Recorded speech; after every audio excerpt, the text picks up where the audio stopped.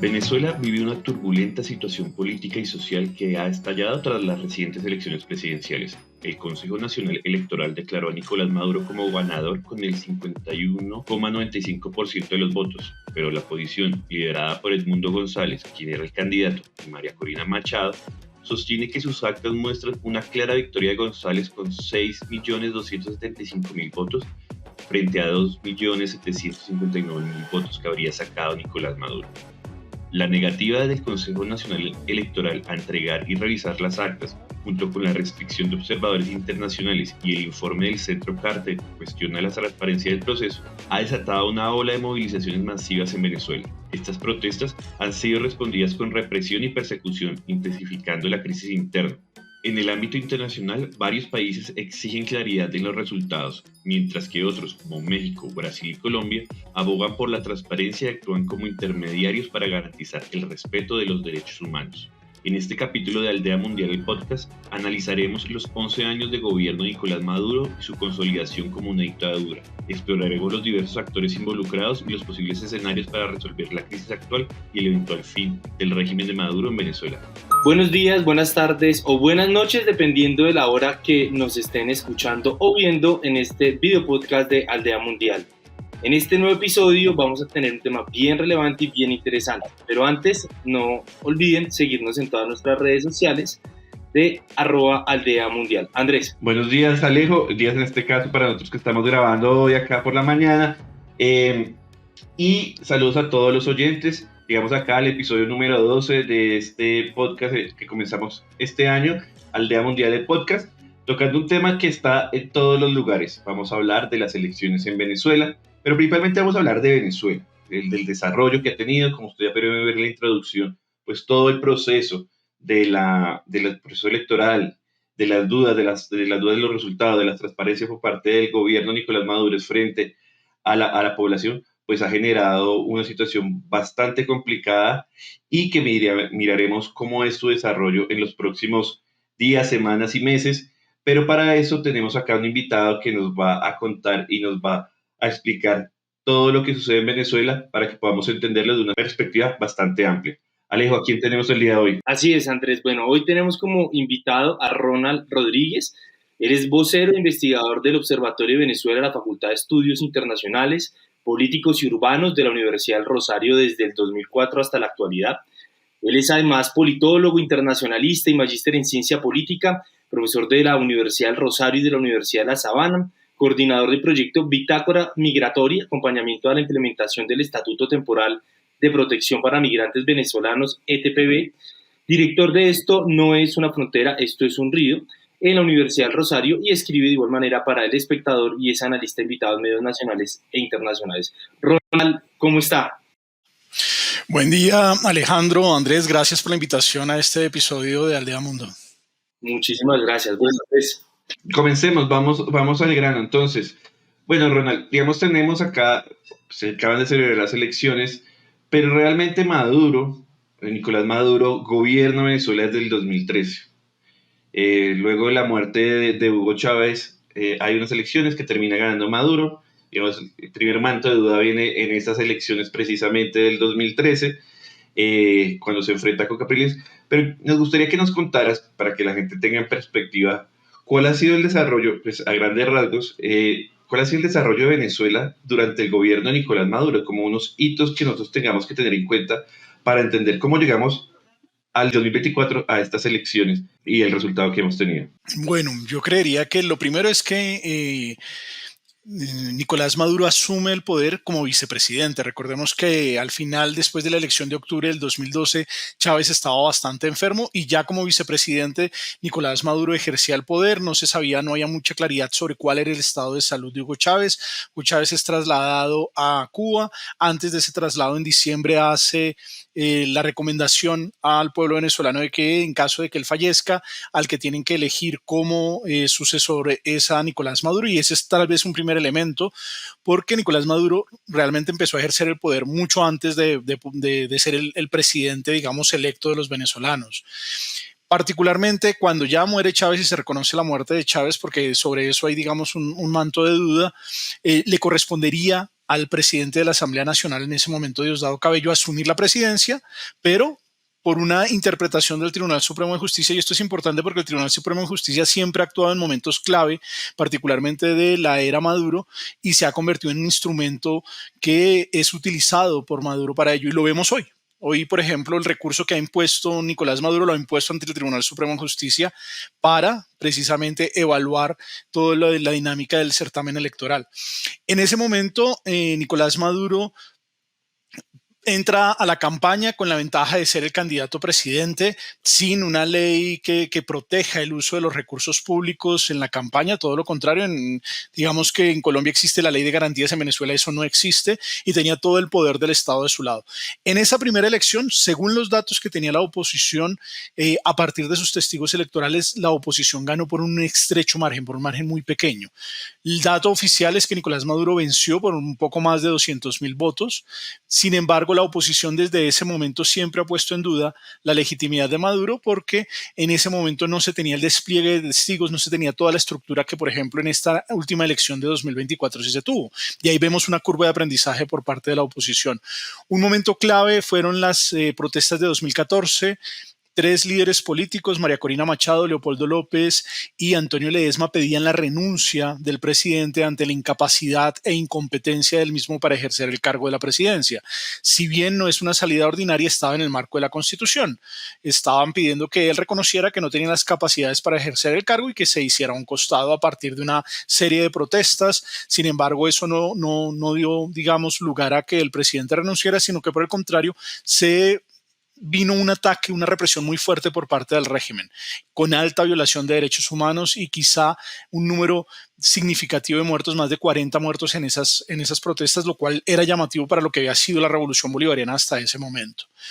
En 2015 pierde la Asamblea Nacional contra la oposición y ese es un punto fundamental porque el chavismo por primera vez pierde el poder legislativo. El poder legislativo había sido cambiado en Venezuela, se había unificado, antes tenían como nosotros Cámara y Senado.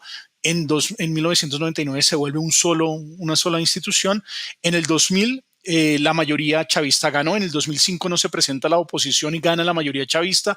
En el 2010 la oposición había logrado más votos ciudadanos pero menos escaños por la repartición y la estructura de las circunscripciones electorales, y en 2015 gana más votos populares pero también gana más escaños y gana con una mayoría calificada que le permitía, por ejemplo, elegir los rectores del Consejo Nacional Electoral, lo cual molestó mucho al gobierno, y viene una serie de impugnaciones para destruir primero esa mayoría calificada, y el otro momento es 2017, cuando nuevamente el Tribunal Supremo de Justicia declara que el Parlamento se encuentra en desacato y asume en la Sala Constitucional las funciones de la Asamblea Nacional. Eso dio lugar a unas movilizaciones nuevamente fuertemente reprimidas, y en 1 de mayo se anuncia la Asamblea Nacional Constituyente de Maduro, que usurpa finalmente todos los poderes de la Asamblea Nacional. 2018 es una elección que no es reconocida internacionalmente. La oposición participa con un único candidato que es Henry Falcón. Henry Falcón realmente no logra reunir a todos los sectores opositores, logra poco más de 1.900.000 votos y no tiene mayor apoyo de los sectores opositores.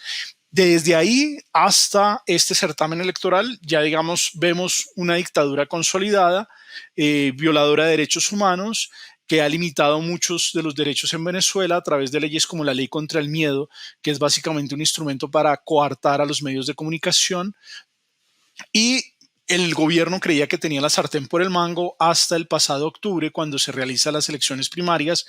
Una oposición que estaba fragmentada, dividida, logra llevar a un proceso de primarias. En ese proceso de primarias gana María Corina Machado, quien estaba inhabilitada o a quien inhabilita el gobierno para no participar, y se convierte más que en la candidata en la líder opositora. Y eso hace diferente este proceso. Digamos que por primera vez Nicolás Maduro enfrenta a una oposición bicéfala, en la cual por un lado tiene un candidato que es Edmundo González Urrutia, una persona con experiencia diplomática, con experiencia política detrás de bastidores, es decir, sí es un político, pero no de los políticos que sale a plaza pública, sino los que hacen acuerdos, consensos, que negocia con los partidos, un operador político internacional de la oposición de cara a conseguir apoyos. Y por el otro lado está María Corina Machado, que es una mujer de talante conservador, de ideas económicas liberales, que durante mucho tiempo no estuvo con la salida electoral, pero que ahora que está en la salida electoral logró propinarle la derrota más rotunda a la revolución bolivariana en 25 años. Es como un pequeño resumen de lo que ha sido el gobierno hasta este punto en el cual nos encontramos con una mutua impugnación de resultados en la cual la oposición presenta unos datos, el oficialismo presenta otros y la comunidad internacional empieza a presionar para que el régimen de Nicolás Maduro dé transparencia frente a la información que se está entregando. Claro, Ronald, y digamos que lo que vemos hoy es una imagen de una crisis política que se ha ido acumulando, ¿no?, en el tiempo. Juan Guaidó, 2018 también, que esto terminó golpeando bastante al gobierno y que obviamente esta elección del 28 de julio se convierte en un punto de inflexión para todas las fuerzas políticas, para la oposición, para el gobierno. Pero Ronald, me parece muy interesante, digamos, los diferentes sitios que usted plantea ahí desde el 2013, las circunstancias de duda que ha tenido Nicolás Maduro frente a las elecciones. Pero nos gustaría para que también pues las personas que nos están escuchando viendo en la aldea mundial tuviesen un poco más de claridad, ¿cuáles podrían ser esas principales diferencias entre el gobierno de Chávez y Nicolás Maduro? Porque si bien Nicolás Maduro ha tenido muchos problemas de legitimidad, posiblemente con Hugo Chávez no lo fue así tanto, claramente por su bonanza, pero nos gustaría que nos contara un poco también como esas diferencias. ¿Hay diferencias? ¿Cuáles son esas principales diferencias entre Hugo Chávez y Nicolás Maduro? En efecto, Alejandro, de hecho, una de las características de la Revolución Bolivariana es que en sus inicios fue un proyecto político que utilizó certámenes electorales casi que con carácter plebiscitario para legitimarse. Es decir, asistía constantemente a las urnas y podía ser una elección de alcaldes, pero siempre todas las elecciones estaban legitimando al líder que era Hugo Chávez y todas las elecciones parecía que fueran elecciones presidenciales porque Hugo Chávez era realmente el centro de todas esas campañas electorales. Y yo creo que esa es una gran diferencia entre Nicolás Maduro y Hugo Chávez. Hugo Chávez tenía un carisma y unas características que generó un liderazgo en Venezuela de sectores populares, de sectores descontentos con el sistema político, que lo apoyaban, que tenían incluso una devoción, casi que una dinámica ferviente por él, que por primera vez empieza a cambiar en Venezuela. En este momento, la única figura que yo he visto que ha competido con el tipo de liderazgo que tenía Chávez ha sido realmente María Corina Machado. Como decías, Guaidó nunca lo logró. Guaidó era básicamente un tercera línea que llegó a la presidencia por una serie de circunstancias y de hecho la dinámica del gobierno de transición le hizo mucho daño a la oposición en un momento determinado. Y en el caso de Enrique Capriles, que tenía un capital político propio y que siempre, digamos, fue el que compitió contra Chávez, contra Maduro, nunca la logró los niveles de conexión que lograron Chávez con el pueblo y María Corina con el pueblo. Los dos tienen unas dinámicas que incluso cuando uno las compara son muy llamativas y eso explica por qué por primera vez están derribando las estatuas de Chávez. Eso nunca había pasado y en este momento está sucediendo. Están derribando las estatuas de Chávez porque hay una nueva visión de liderazgo. En el caso de Nicolás Maduro, yo siento que siempre ha sido terriblemente subestimado. La mayoría de la gente siempre limita su visión a Nicolás Maduro a que era un chofer de bus, que no tuvo una educación profesional. Sin embargo, Nicolás Maduro fue una persona que aprendió de política en su casa. Su padre era un hombre político que militó en una ala radical de izquierda del Partido Acción Democrática que confrontó a la dictadura de Marcos Pérez Jiménez en los 50 y que tenía unas lógicas que incluso llevó a la primera división de este partido. Nicolás Maduro hacía parte fue conductor de Metrobús, pero básicamente porque él creía y estaba en un partido que creía que a través de una estrategia subversiva podían tomarse el poder en Venezuela. La estrategia implicaba en un momento determinado tomarse el medio de transporte masivo para hacer un gran parón en Caracas y eso generaría una inestabilidad que daría lugar a una acción revolucionaria. Entonces, Nicolás Maduro logró ascender hasta ser el presidente del sindicato del Metro de Caracas.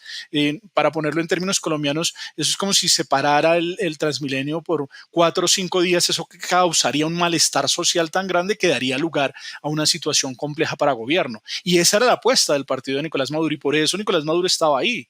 Nicolás Maduro no estaba ahí casualmente, sino que hacía parte de una estrategia de un grupo que pretendía generar en un momento determinado una acción muy fuerte en Caracas para llevar un proyecto revolucionario al gobierno, que de hecho hay que escuchar los últimos discursos de Maduro, porque Maduro ha dicho en los últimos discursos que tengan cuidado porque la revolución bolivariana también está lista para un escenario revolucionario, y ahí, digamos, está De haciendo otro, conexión. Exacto, está buscando como la dinámica del el bautizo de fuego que nunca tuvo la revolución bolivariana y que Maduro siente que les falta. Y finalmente diría que una característica fundamental de diferencia entre Maduro y Chávez es la forma de ejercer el poder. Hugo Chávez tenía a todo el mundo plegado detrás de él, o sea, nadie podía estar contra él y tenía una dinámica, una pirámide de obediencia muy fuerte. En el caso de Nicolás Maduro es un gran distribuidor de poder, es decir, él no tiene todo el poder en Venezuela, pero sabe qué sectores lo tienen, qué líderes lo tienen y en un momento determinado les da poder, pero si se salen del rail también sabe quitárselos. Claro ejemplo es Rafael Ramírez y Tarek El Aissami, quienes estuvieron a cargo de la industria petrolera, el punto económico más importante de Venezuela, y cuando se le trataron de salir del redil, no tuvo problema en deshacerse de ellos. Y hoy Rafael Ramírez está en el exilio, resguardado, y Tarek está preso. Entonces es una persona muy, muy hábil a la hora de manejar el poder y administrar el poder. yo creo que, de lo que tú dices, primero, entender esta dinámica, yo creo que para las muchas personas no tienen en cuenta todo el mapa cuando hablamos de Venezuela, o sea, todas estas cosas que tú nos cuentas, estos hitos históricos, esta diferencia, porque pues se habla, digamos, 25 años del régimen, pero realmente, pues para mí, digamos, en mi lectura, y discutiendo con alguien, pues hay una diferencia no solamente en la forma de gobernar, sino en el comportamiento y en los efectos que tenía cuando estaba Hugo Chávez a cuando está Nicolás Maduro. Yo creo que eso es importante considerarlo, porque pues muchas de esas cosas se desprenden en lo que vamos a hablar ahorita. Ya teniendo este panorama, creo que nos falta algo para poder meternos un poco más y profundizar. Bueno, quería hacer un comentario. Yo también comparto un poco lo de subestimar a Maduro. O sea, Maduro puede haberse convertido en una caricatura muchas veces tratando de imitar un poco el estilo de Chávez, pero yo recuerdo cuando en mi época de estudiante yo tenía mucha referencia de Nicolás Maduro cuando era canciller, y fue un canciller muy activo y muy eficiente para los propósitos de ese momento. No sé si ustedes opinan lo mismo, digamos, de ese tránsito antes de que se convirtiera en lo que es. Pues a mí me sorprende Maduro porque de las personas que interactuaron con Maduro siendo canciller, Maduro tenía fama de conciliador.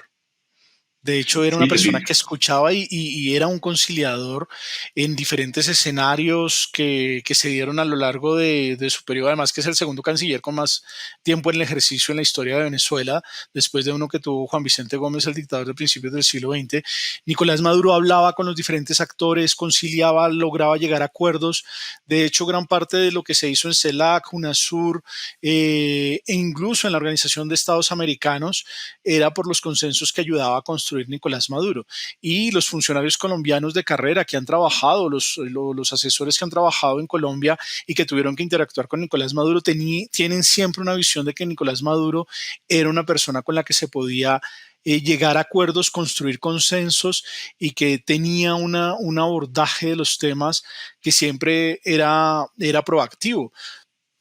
Obviamente, pues eso difiere hoy cuando uno lo ve haciendo amenazas por televisión e claro, incluso claro. amenazando con una revolución, pero es muy llamativo.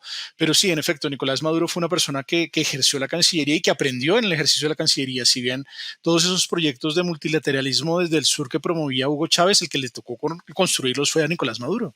Bueno, creo que nos falta, lo que decía antes de este pequeño slash ahí del tema de Maduro, nos falta conocer un poco el otro lado de la cara, de los actores, y es la oposición. Digamos, tú ya has contado un poco de la oposición, pero que la oposición no es única, es una oposición que históricamente creo que ha estado fragmentada, que tiene muchas aristas. Cuéntanos un poco de la oposición, quiénes son, cuáles son sus sectores, y cómo, pues ya más o menos nos cuentas cómo llega María Corina, pero qué peso tiene hoy, o ha tenido, digamos, el sector de María Corina y hoy en esa posición. Porque tengo entendido que sigue siendo un poco ya más unificada, pero sigue siendo medio fracturada por los diferentes vertientes que hay. Sí, sin lugar a duda, la oposición venezolana es un caso de estudio porque ha sido la evolución de una oposición a un proyecto político que pasó de una dinámica electoral a una dinámica dictatorial, y esa oposición se ha ido adaptando y ha tenido diferentes caminos. Líderes relevantes en diferentes momentos, pues en una primera instancia los partidos tradicionales, Acción Democrática y COPEI, jugaron un papel en los primeros años de Chávez y les fue muy mal. O sea, no lograron, no se conectaban con el público venezolano, no entendían lo que estaba pasando con los sectores populares, y eso devino en un liderazgo gremial y sindical, que es una de las paradojas de lo que sucedió en Venezuela, que dieron el golpe de Estado de 2002. Pedro Carmona Estanga y Carlos, se me olvida el apellido, no era Romero, era Carlos, bueno, el presidente en ese momento del sindicato de trabajadores se alían. Es como si los gremiales y los sindicatos se unen para apoyar una dinámica de golpe de Estado.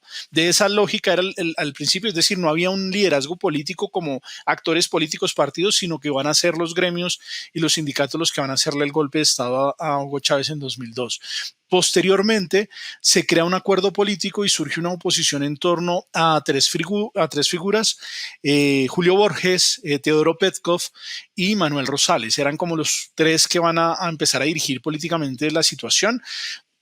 Recordemos que Teodoro Petkov, por ejemplo, fue un líder muy importante de la izquierda venezolana, fue guerrillero y después dirigía un medio de comunicación que se llamaba Tal Cual, y lo dirigió hasta el final de sus años, a pesar de que al final de sus años recibió andanadas muy fuertes por parte del régimen y la pasó muy mal. Pero era una de las voces de la izquierda latinoamericana más respetadas, respetada por Gabriel García Márquez, respetada por un montón de gente en el continente, y de ese talante era el liderazgo de él. Contra los otros dos liderazgos, que Julio Borges para ese momento todavía era bastante joven y era el líder de un nuevo partido de escisión de COPEI que se llamaba, o que se llama Primero Justicia, y es quizá el partido más importante de la oposición, eso también hay que decirlo. Es un partido demócrata cristiano, o que tiene origen demócrata cristiano, pero cuya primera propuesta fue llevar servicios de justicia como consultorios jurídicos a los barrios, el bus justiciero lo llamaban. Y Manuel Rosales, que provenía de un proyecto político más del Zulia, que era el estado más rico e importante de Venezuela, con mayor población. Eso ha cambiado por la dinámica de la diáspora y también ha cambiado porque el petróleo ha perdido capacidad en Venezuela. Entonces, ellos tres eran como los que eran los líderes para el 2006. Finalmente se decantan por Manuel Rosales como candidato y él pierde estrepitosamente contra Hugo Chávez. Posteriormente a eso, la oposición quedó nuevamente sin liderazgo político y surgió una generación de jóvenes que, a través de acción política no violenta, confrontaron a Hugo Chávez en 2007 cuando quería cambiar la constitución que él mismo había impulsado. Es decir, la constitución había cumplido 10 años y él quería cambiar una constitución en dirección a lo que se conoció en ese momento como el socialismo bolivariano del siglo XXI.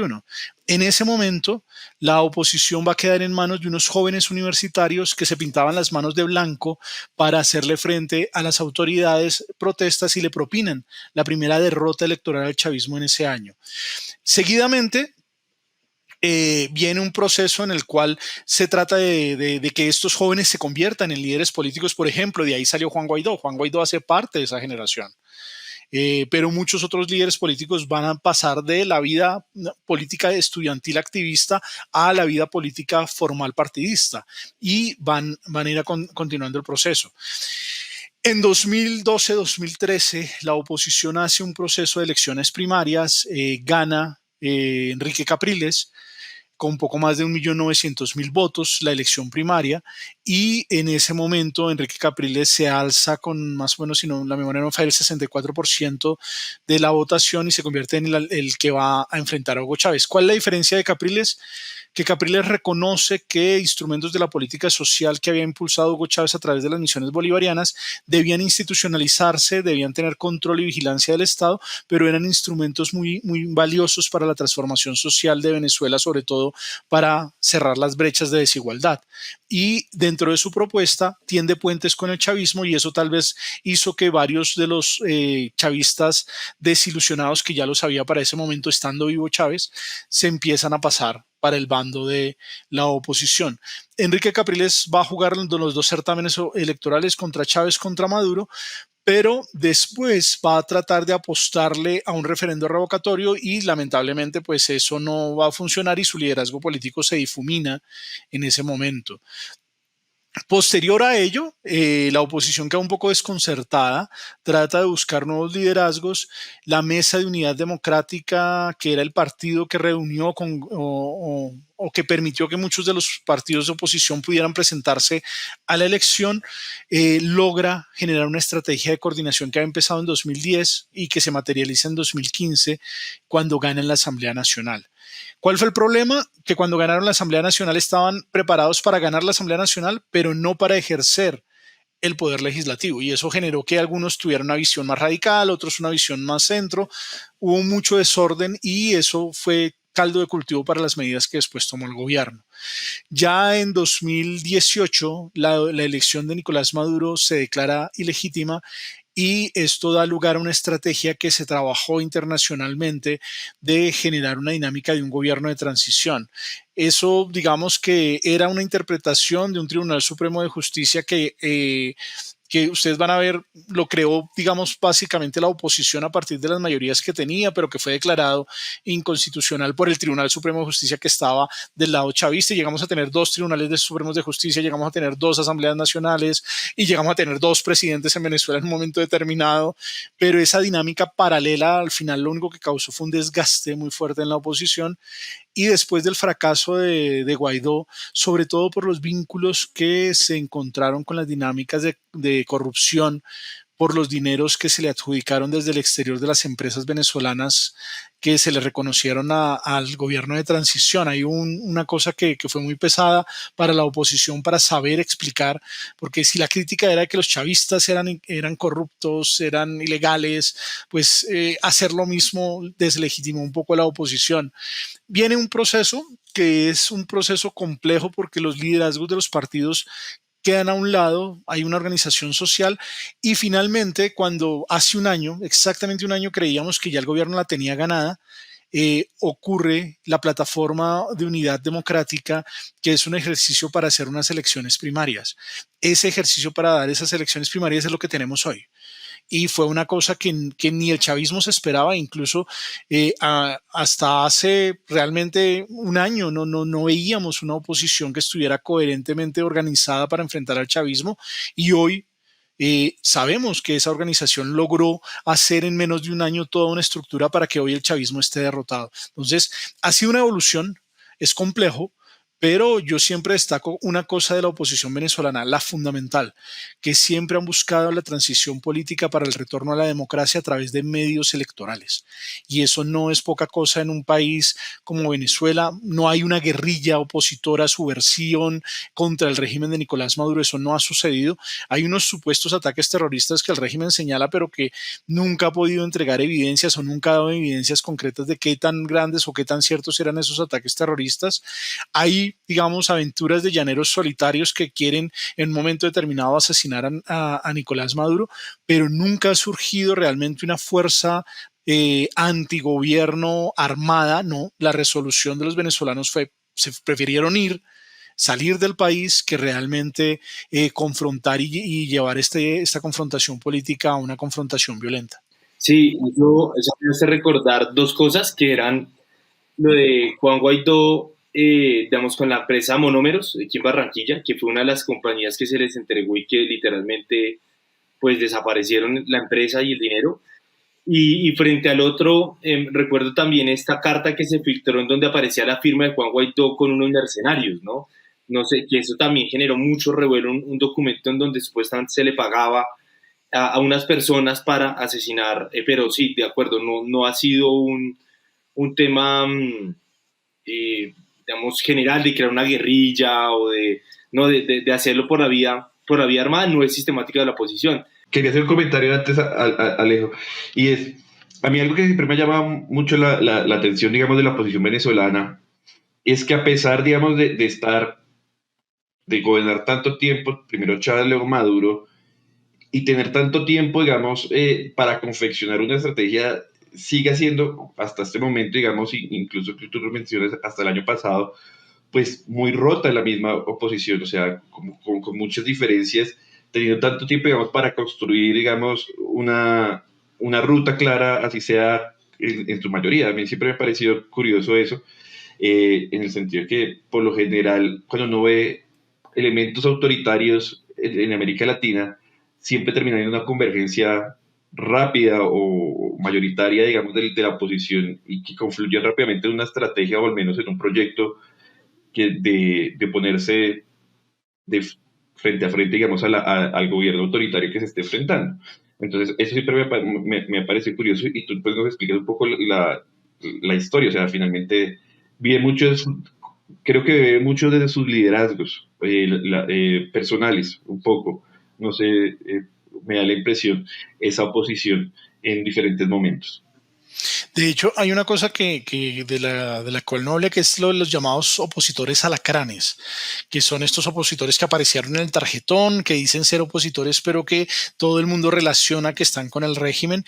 Y eso hace parte de una de las múltiples divisiones que tiene la oposición en este momento, y es que cuando se da el escenario del gobierno de transición, llegan recursos internacionales precisamente de las empresas que son adjudicadas a este nuevo gobierno en el exterior, y esos recursos no llegan a los liderazgos regionales o a los liderazgos locales, y mucha gente de estos liderazgos locales dice, hey, yo necesito recursos para poder hacer mi operación política y ustedes no me están dando esos recursos, y el gobierno aprovecha esa insatisfacción que tienen los sectores medios y bajos de la oposición para empezar a comprar voluntades, y ustedes van a ver cómo muchos de los que llenaron este tarjetón pues son personas que en algún momento estuvieron del lado de la oposición o parecían estar del lado de la oposición. Algunos de ellos, por ejemplo el caso de Daniel Ceballos, estuvieron presos incluso, torturados por el régimen venezolano, y ahora son colaboracionistas del régimen, incluso se prestan para sus puestas en escena,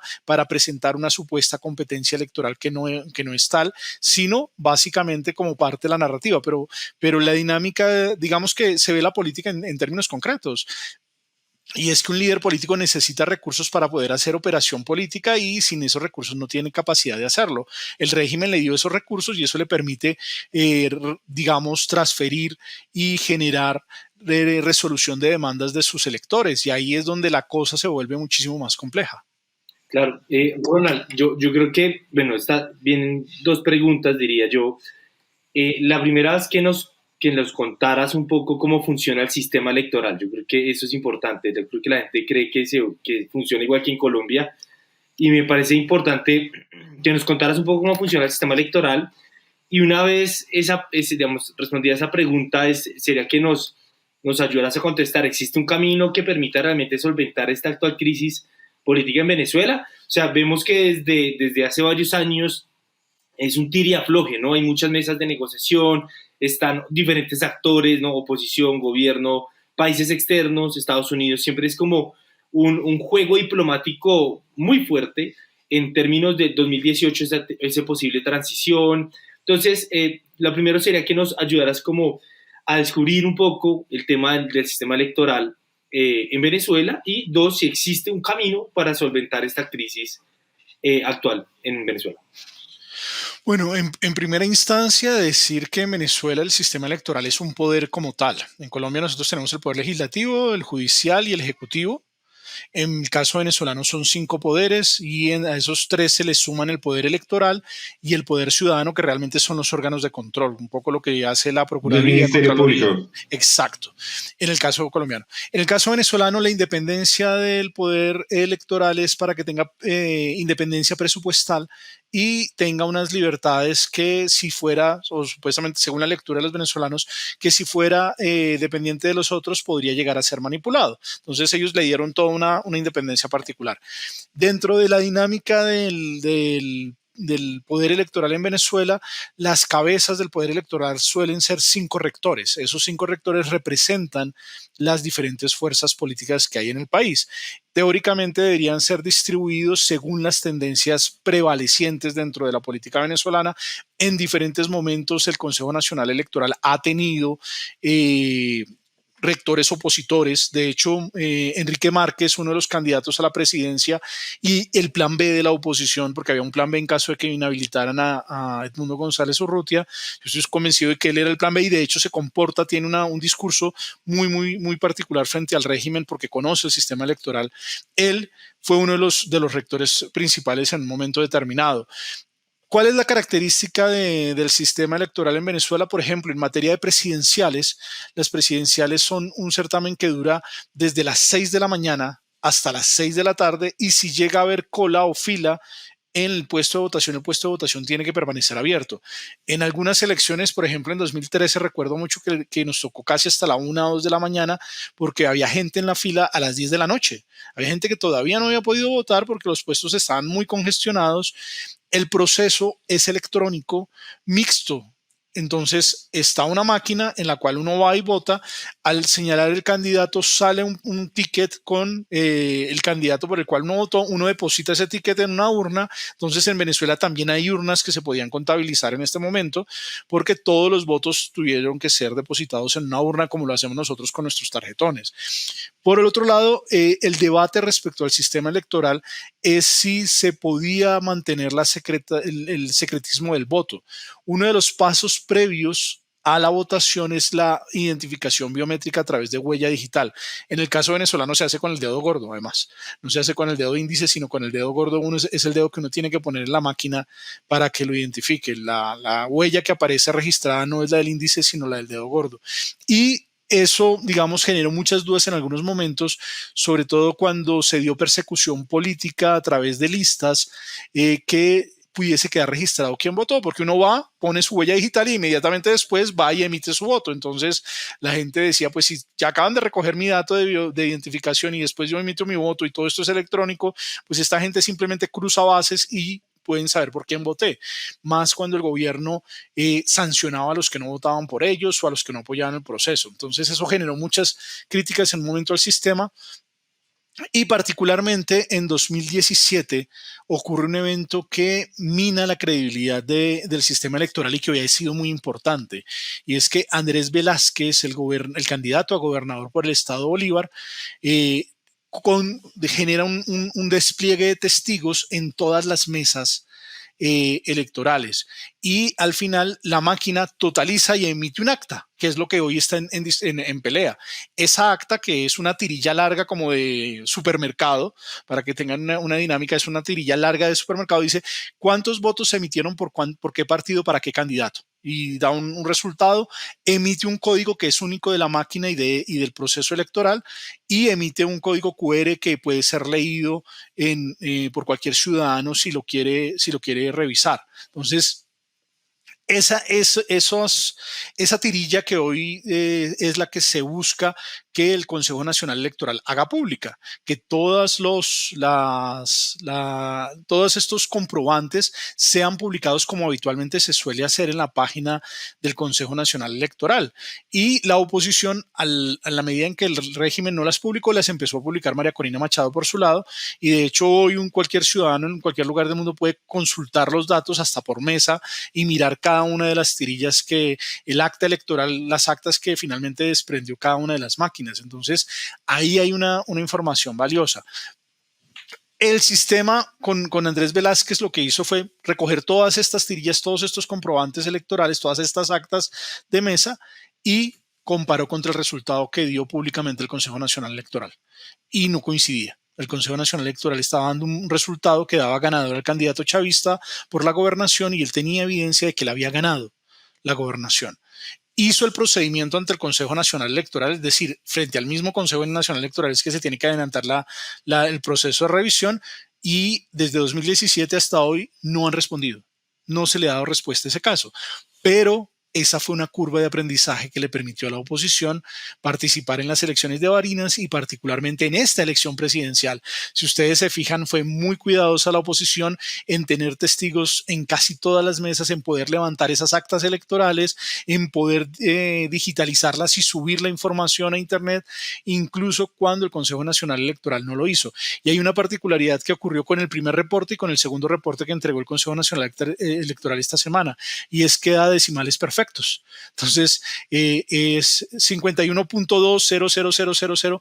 Eso no sale en un proceso electoral así. O sea, es una suerte matemática, es una probabilidad estadística que es muy difícil que se logre, pero la terminaron de completar con el segundo reporte que dieron el pasado viernes 2 de agosto, porque en el segundo reporte electoral salieron ya no con un decimal, sino con 2. Entonces, 14,00000, lo cual tampoco cuadra. Entonces uno dice, bueno, la primera vez, listo, un milagro estadístico y le lograron dar a eso, pero ya con la segunda quedaron más ilegitimados y eso es lo que hoy le da la potencia a la oposición para decir que fueron ellos los que ganaron y que el gobierno no ha entregado las actas, no las ha hecho públicas. El gobierno alega que es un proceso de hackeo y dicen, bueno, si es el sistema más robusto y tiene la mayor capacidad, ¿cómo es posible que estén diciendo que los llevan hackeando una semana y que no han podido compartir los datos? Ahí hay una cosa, digamos, del sistema, o sea, realmente lo de las máquinas, yo veía a alguien, no sé, en internet que explicaba, es decir, las máquinas y el acta que vota es 100% confiable porque ese es un sistema que usted no puede introducir información y solo está metido para sacar información, ¿sí? La manipulación se hace es a través del escrutinio de lo físico que tú nos contabas, pero sobre la alteración de esa acta o la no publicación de la acta como aleatoriamente. Finalmente, esa parte de las máquinas es bastante confiable, o tengo yo entendido que es bastante confiable el resultado de la acta de la máquina. Sí, de hecho es paradójico porque el chavismo invirtió en que la dinámica del sistema electoral tuviera estas características porque ellos sentían que en algún momento les podían robar las elecciones. Y sobre todo en los primeros años de Chávez insistía mucho en que el sistema fuera lo más blindado posible para que eso no sucediera. Lo que nunca se imaginaron fue que ya 25 años después, eso que ellos introdujeron terminara jugando a favor de la oposición para que ellos no se pudieran robar la elección. Perfecto, yo creo que eso es una muy buena explicación porque mucha gente, pues, digamos, cree que es el mismo sistema. Y bueno, Ronald, frente a la segunda pregunta es, ¿crees que hay un camino digamos, de salida frente a esta crisis política actual? Yo le hago acá un matiz y una cosa, digamos, también para lejos. O sea, hemos pasado de una solución electoral, que es esta, que parece que no va por buen camino, o por lo menos no sabemos cómo se desarrollará, pero bastante complicado. Se han hablado de acciones, digamos, de injerencia externa, se ha hablado de movimiento de hostigación interno, tenemos la negociación, pero si es una negociación, ¿quiénes, cuántos, dónde, de qué forma, cómo serían esas garantías? O sea, yo creo que este es un punto importante y es este proceso, y yo le aclaro, digamos, le apunto un poco más a la pregunta de Alejo, y es, ¿cómo solucionamos este problema con el régimen de Maduro? Y es, este evento que acaba de surgir, toda la disputa en torno a estas elecciones, puede derivar en, o necesita otro espacio, ya sea de negociación o de acción colectiva, o bueno, lo que sea, que termine de reforzar ese devenir. Yo estoy más por la dinámica de una negociación. La oposición ha ganado la presidencia y eso es una característica que es significativa en un sistema tan presidencialista como el venezolano, donde el Poder Ejecutivo concentra gran parte de la administración del Estado y del control del Estado. Es muy significativo que se hayan ganado la presidencia.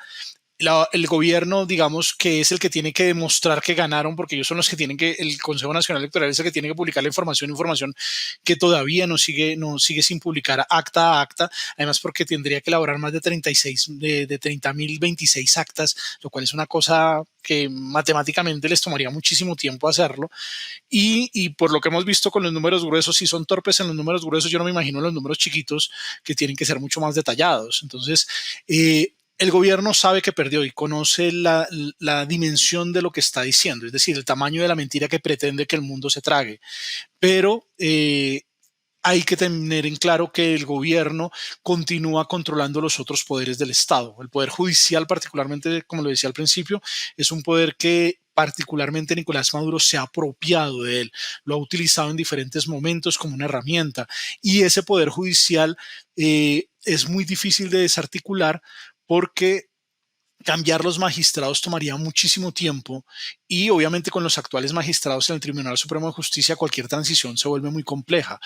El poder electoral igualmente, la Asamblea Nacional se supone que en 2025 debería haber elecciones para Asamblea Nacional, pero después de este resultado que entregó el Consejo Nacional Electoral, el sistema electoral quedó completamente desacreditado en Venezuela, ya nadie cree en ellos, entonces es bastante difícil.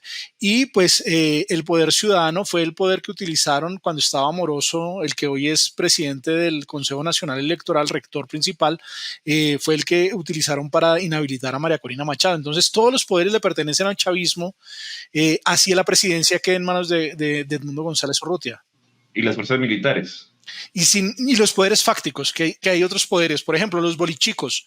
Los bolichicos son todos esos actores privados que se han hecho multimillonarios con el apoyo de la Revolución Bolivariana, que han ido sobre negocios de distribución de alimentos, vivienda, mejor dicho, todos los negocios posibles que puede tener un Estado, una élite enriquecida a punta de corrupción. Están los militares, que son un poder fáctico en Venezuela, que siempre han estado presentes en su sistema político, pero que particularmente con Maduro, porque Chávez era de origen militar, pero Maduro ha tenido que transar con ellos, les dio bancos, les dio canal de televisión, les dio explotación minera, les dio explotación petrolera, es mejor dicho, son militares que se dedican a todos los negocios del Estado, menos, digamos, puntualmente a lo que deberían dedicarse, que es puntualmente a la dinámica de seguridad.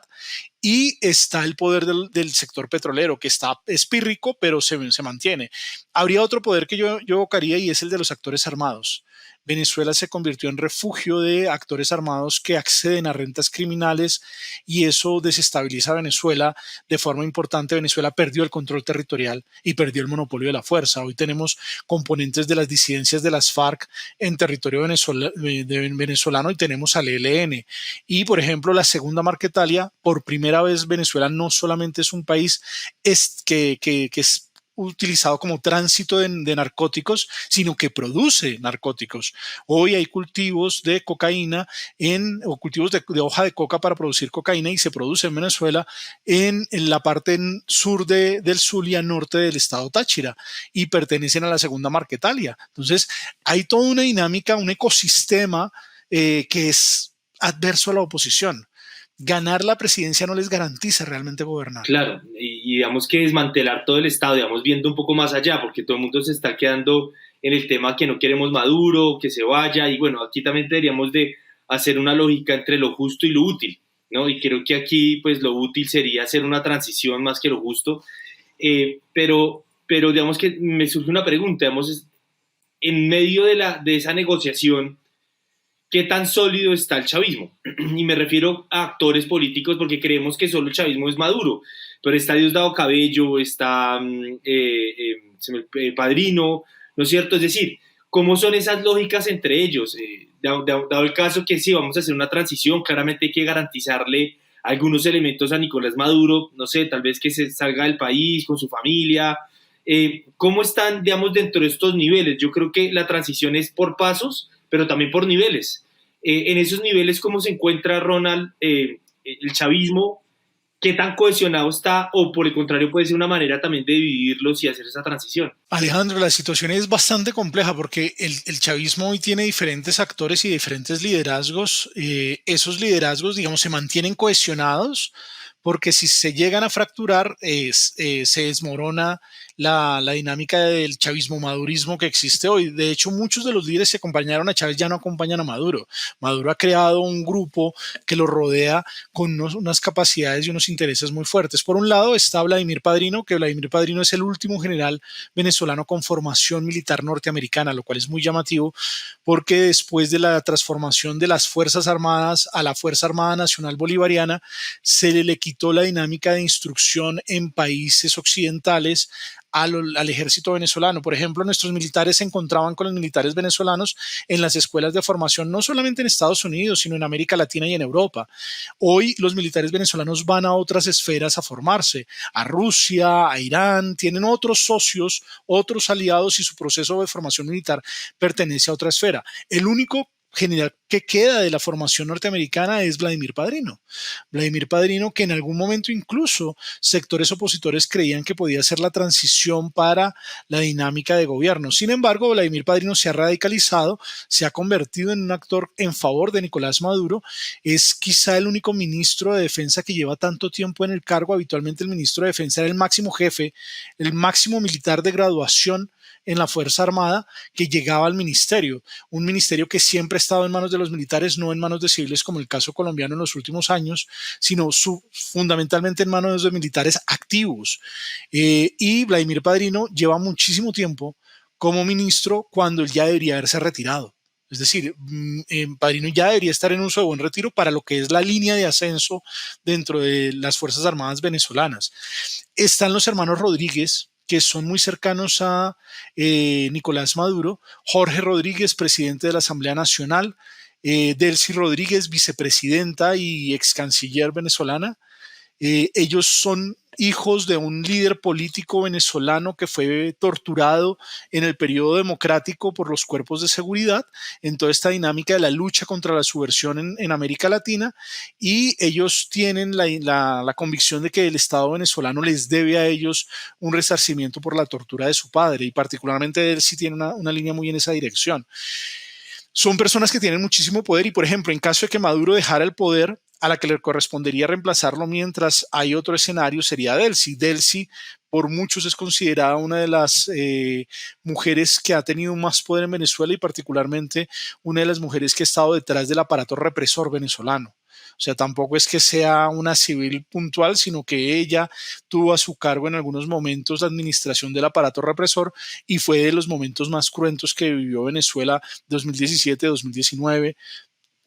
Está también Diosdado Cabello, que ha perdido poder.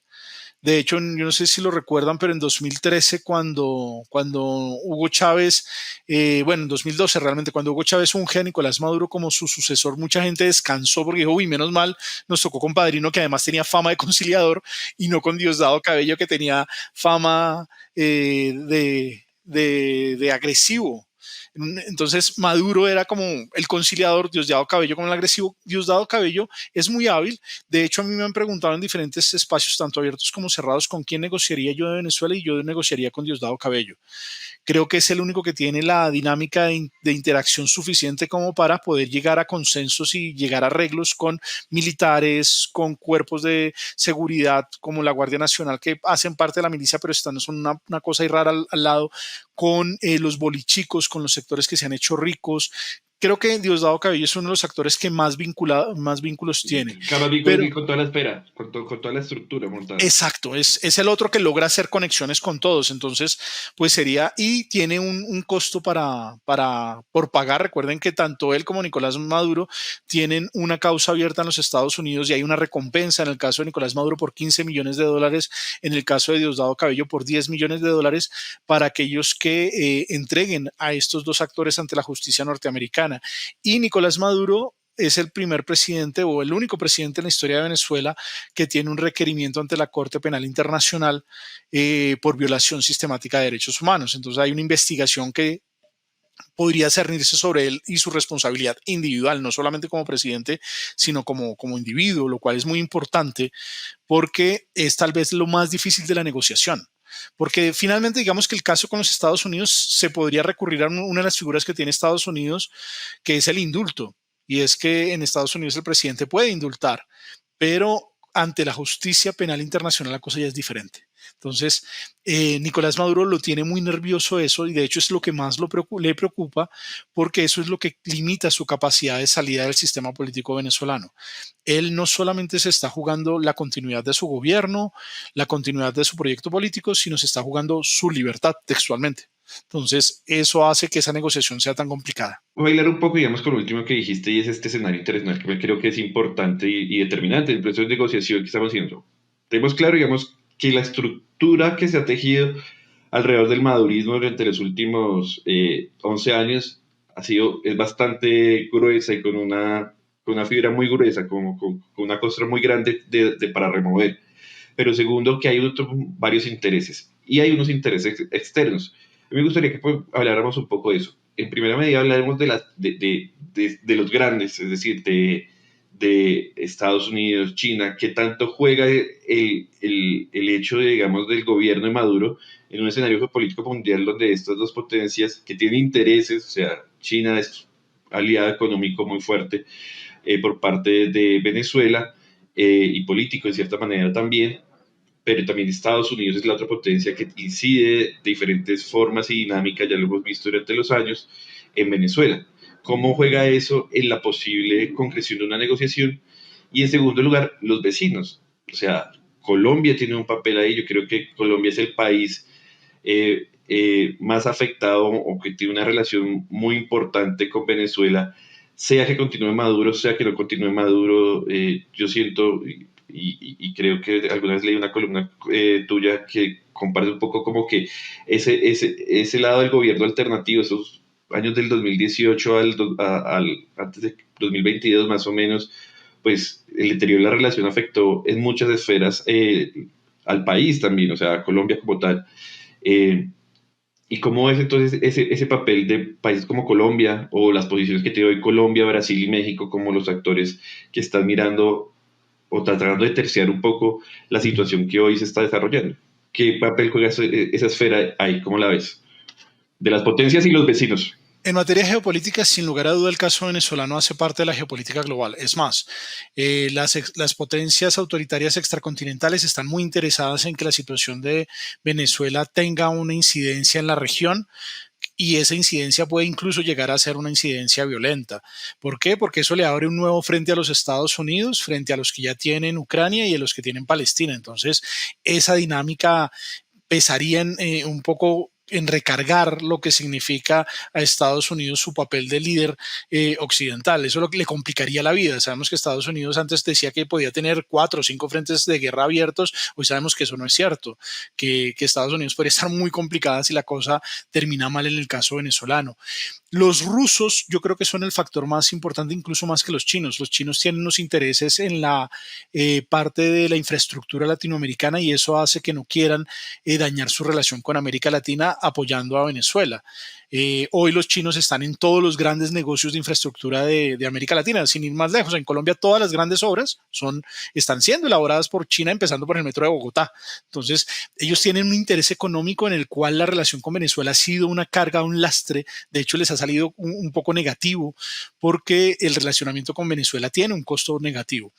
En el caso de Rusia sí hay unos intereses militares y de hecho no sabemos cuál es el nivel de compromiso que tiene el régimen venezolano en materia de seguridad con Vladimir Putin, y eso hace que tengamos una incertidumbre y unas preocupaciones fundamentadas sobre qué pasaría si hubiese una escalada, hasta qué punto tienen apoyo o no de Rusia, y esto pues siempre está ahí sobre la mesa generando ruido. En el caso de Estados Unidos hay una variable que cambió y es el petróleo en Guyana. La industria petrolera norteamericana tiene una capacidad logística e infraestructura para procesar el petróleo pesado y extrapesado venezolano. Por eso vemos que las grandes petroleras norteamericanas generan mucho lobby para que se recupere la industria o la participación de la industria petrolera norteamericana en la explotación en Venezuela. Sin embargo, con los nuevos descubrimientos y yacimientos en Guyana, Guyana se podría convertir en el proveedor fiable para los Estados Unidos en el mediano y en el corto plazo, con mayor estabilidad jurídica que Venezuela y con un petróleo de mucho más fácil extracción, lo cual hace que Guyana en este momento compita con Venezuela por esos recursos, y ahí hay una tensión muy fuerte entre los mismos gremios petroleros porque ven que en Guyana podrían, digamos, solventarse mientras cambia la matriz energética global, que eso más o menos se calcula que en 50, en 60 años no tendremos la misma valoración que hoy tiene el petróleo, y si no tenemos esa misma valoración, el petróleo venezolano se podía quedar enterrado, es decir, nunca lo sacaríamos, y ahí hay una dinámica bastante compleja. En el caso de los vecinos, y ya para cerrar, Colombia es el país más afectado por la relación con Venezuela. A pesar de las diferencias que uno puede tener con un régimen dictatorial como el de Nicolás Maduro, Colombia tiene la necesidad de mantener una relación diplomática, consular y comercial con Venezuela. Tenemos una responsabilidad porque Venezuela sigue siendo el país donde más colombianos hay y hoy Colombia es el país donde más venezolanos hay. Tenemos una interdependencia que se transfiere a toda la zona de frontera. No podemos permitir volver a las dinámicas de cierre fronterizo que tuvimos en la administración del presidente Iván Duque, que por el contrario afectaron mucho a la población de la zona de frontera. Más o menos 6 millones entre la población de ambos lados se vio afectada en esos 2.219 kilómetros. Entonces, hay un trabajo muy fuerte porque Colombia tendrá que hacer como otros países occidentales que en un momento determinado tienen que llegar a acuerdos con sátrapas para poder mantener un relacionamiento. Nuestro país, nuestro vecino más importante territorialmente, sin lugar a dudas, es Venezuela, y eso nos da una interdependencia que lo estamos viendo ahorita. De hecho, la movilización social que logra la oposición venezolana en territorio colombiano es un factor que tiene un costo político para el presidente Petro, y el tema venezolano, como lo fue en 2018, muy seguramente en 2026 también va a ser un tema de agenda política en la elección presidencial en Colombia. Y obviamente pues eso tiene una valoración política muy fuerte en el sistema político de nuestro país. Eso es verdad. Yo quisiera hacer un último comentario, y es eso que mencionas del costo político a Gustavo Petro. Creo que esta propuesta que tienen estos tres países es de un costo y un riesgo político doméstico para los presidentes, pero también me parece interesante la manera como se están los tres países dividiendo un poco los actores, ¿no? México aborda lo que es el régimen de Nicolás Maduro para hablarlo por los acuerdos de Barbados. Colombia, por su relación, tiene un poco más de cercanía con los opositores. Tengo entendido que son los que están dialogando más que todo con los opositores, y que creo que el tema más denso dentro de esa negociación es convencer a María Corina Machado que no esté en la mesa de negociación, sino que esté Edmundo, porque realmente, pues digamos, Nicolás Maduro dirá como quien ganó esto no fue María Corina, fue Edmundo, y no voy a aceptar en la mesa de negociación a María Corina sino Edmundo. Entonces creo que es un juego un riesgo político también relevante para los países, y que creo que ahí tendrán que Colombia también negociar con esa oposición a ver cómo pueden llegar a una mesa de negociación y de diálogo garante y justa para todas las partes. Yo voy a comentar una cosa. O sea, finalmente lo que estamos viendo, o no sé si tú coincides, es que la posición que ha venido teniendo Colombia, México y Brasil después del proceso electoral, o sea, personalmente siento que es como la más mesurada, pero con unos intereses que les afecta mucho, sobre todo a Colombia. O sea, a Colombia no le sirve retomar un camino, un diálogo, una narrativa que termine chocando contra el gobierno de Maduro y cerrando, digamos, otra vez o retomando lo que sucedió en el gobierno de Duque. Pero mi pregunta es, estos actores que son México, Brasil, Colombia, se habla de que puede integrar nuevamente Chile a pesar de su posición inicial. ¿Cómo se están ejerciendo? ¿Qué? ¿Están ejerciendo como un canal de diálogo o como garantes o como mediadores? ¿Cómo va ese proceso de estos países que están como que están engalletados ahorita con el tema de Venezuela y que están buscando alternativas? Yo me voy a limitar al caso colombiano. Colombia debe ser un país que permanezca en territorio venezolano, que sea garante de derechos humanos. Lamentablemente en este momento hay una escalada, una dinámica muy feroz por parte del régimen en contra de defensores de derechos humanos, periodistas, actores políticos, incluso profesores universitarios. La situación es muy compleja para nuestros colegas venezolanos que se expresan como lo hacemos nosotros en medios de comunicación o en espacios de opinión. Aquellos que lo hacen son perseguidos, son señalados, acusados de traición a la patria y detenidos. Pues esa dinámica, creo que Colombia tiene que jugar un papel como garante de derechos humanos, es decir, que nuestro equipo diplomático, que además es uno de los pocos de Sudamérica que quedan en el país porque todo el resto han venido siendo expulsados, tiene que dar protección a estos profesores, a estos defensores de derechos humanos, y pedirle al régimen, además porque el presidente Petro tiene líneas de comunicación con el presidente Maduro, que le baje a la represión, que no es admisible en el siglo XXI una represión como la que él está adelantando en Venezuela. Y creo que ese es uno de los papeles fundamentales, lo he dicho en público y lo he dicho en privado, que debe jugar el Estado colombiano. ¿Que es fácil? No.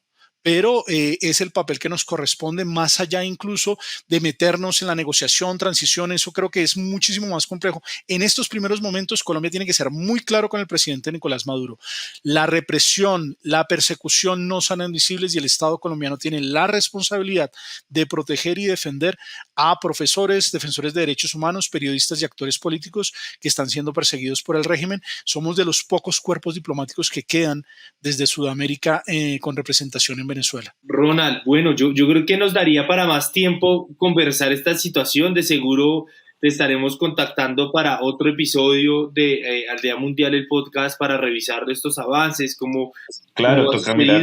Y pues nada, agradecerte por la participación aquí en Aldea Mundial, por ofrecer y compartir tus conocimientos a toda nuestra audiencia. Y pues bueno, Andrés. No, sin duda, muchas gracias, Ronald. Sin duda, también creo que toca esperar un poco, digamos, que avance lo que está sucediendo un poco, mirar cómo avanza, y yo creo que por ahí en un mes, par de meses, estaremos volviendo a molestar para mirar, porque esto es un tema que hay que hacerle seguimiento, que no ha culminado, que tendrá unos desarrollos que esperamos que sean los mejores para el pueblo venezolano, porque sin duda eso es lo que esperamos, o sea, que salga adelante y que sirva para el desarrollo del pueblo venezolano dentro de sus dinámicas, más allá de los gobiernos y demás. Vale, muchísimas gracias por la invitación, Andrés, Alejandro.